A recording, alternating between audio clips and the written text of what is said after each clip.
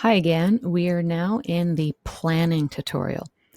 So in the previous tutorial regarding configuration, we left off on the list of days to celebrate worksheet.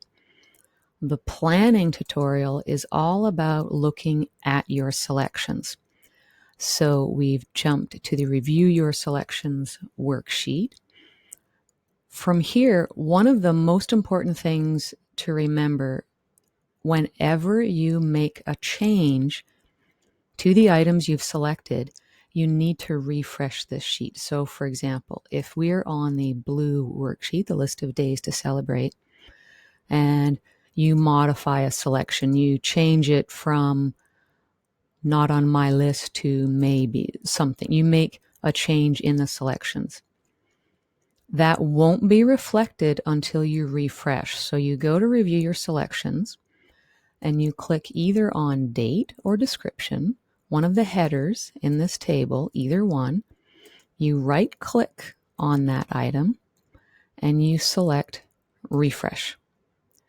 Once you've done that, then all of the updates, the changes that you made on the other worksheet are now reflected here. So that's very, very important. Every single change you make, be certain to perform that refresh. Now let's look at the elements on this page. So first of all, the top here you see we have some different elements. I'm going to refer to these as blocks just for ease of reference. Let's look at our first one, the selections block. Within this block, you'll see there are three what appear to be buttons. Now, when I click on a button, it changes color, and you may have noticed something else change down here.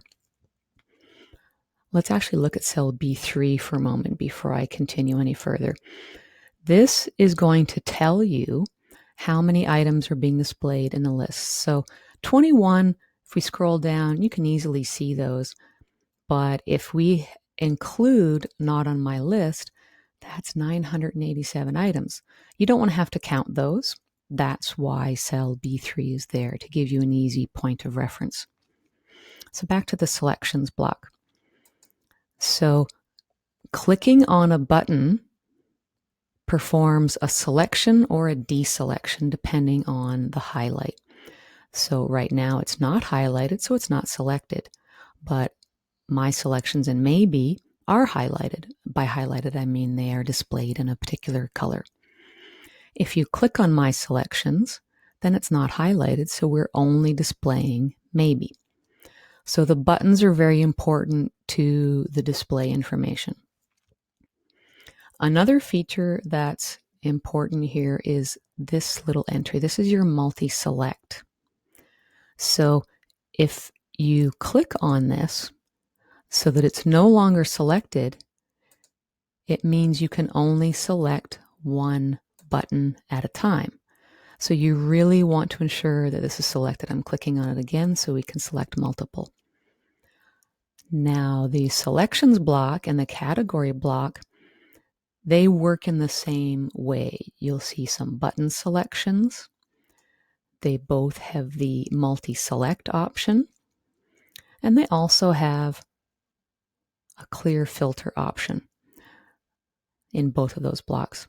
So I'm going to go over here on the category block, and I'm going to deselect a number of items.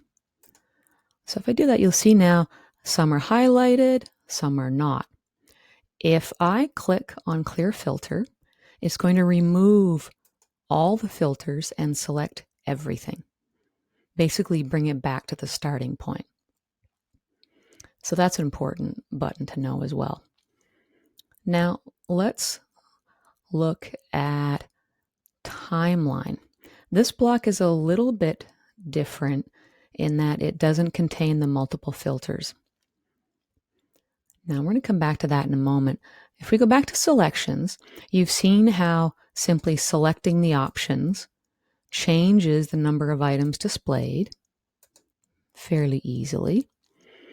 And you've also seen in category how we can change the items displayed here as well. So let's say we remove everything. Yes, it's a little bit of clicking because we have a lot of options available here. We're going to remove a lot of options. Let's just display chocolate because that's fun. Only 8 items are designated as chocolate. Now, I want you to look at the timeline block now. This is all about specifying the days, the months that you're looking at. This is actually an extendable bar. If you drag, then this number is going to change because it's now looking at more months. So you can see we can look at the entire year at once by selecting everything. Now, if we do select everything, the number should be around 3,500 total. So if we remove filters here, filters are also removed from selections, you'll see there it is, 3,531 items. That's a lot of items. That's probably too much to look at and assess all at once, which is why I have this bar here for you so that you can assess things in a way that's a little more easily interpreted. So we're going to just look at February and March, only the items that are currently selected, all categories, 18 items.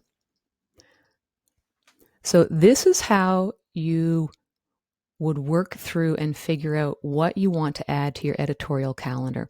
So previously, you configured the items in list of days to celebrate. You selected which ones are definitely days you want to include and which ones are maybe.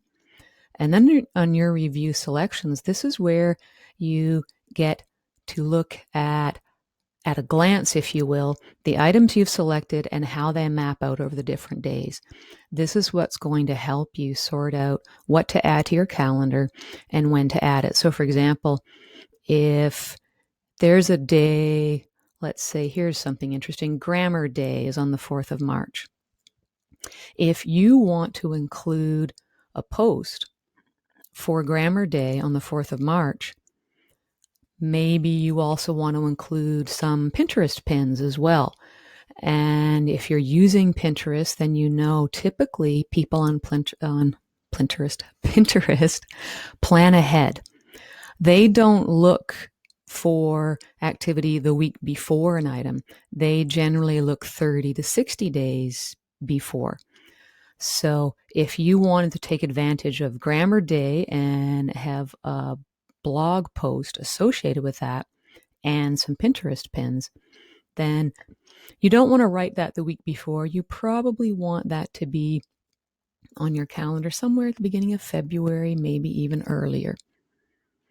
So this does not replace your editorial calendar per se. This helps you adapt to your editorial calendar. And that's how that works. I hope that was helpful. There is still another tutorial to come where we'll talk about some advanced items. See you then.